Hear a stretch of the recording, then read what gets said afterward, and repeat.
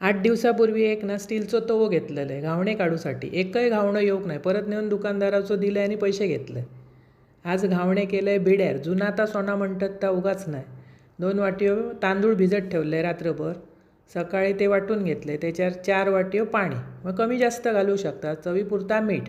त्याच्या अगोदर भिडाक कडकडीत तापत ठेवलं आणि त्याका किशयेन तेल लावलं. कांद्यान तेल लावलास ना की रसात खाताना वास येता म्हणत.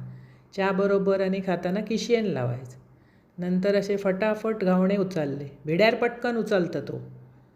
तांदूळ रेशनचो वापरा किंवा दुकानी. मस्त घावणे जाळीदार येतात. एखादं तुटलो तर चलतं. पण स्टीलच्या भिड्यार त्या एकही उचलाक तयार नाही. सांगताना सांगल्यान त्याच्यावर घावणे येतात.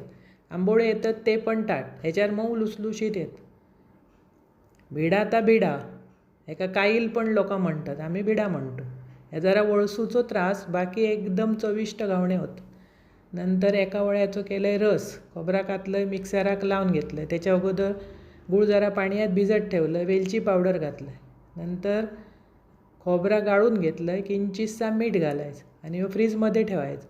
थंडगार रसाबरोबर ना घावणे एकदम अप्रतिम लागतात. असे करून बघ.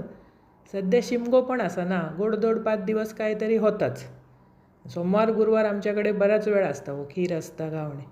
मऊ लुसलुशीत जाळीदार घावणे आणि ओल्या नारळाचो रस असं करा खावा. आवडतलं आणि आवडल्या चॅनल सबस्क्राईब करा.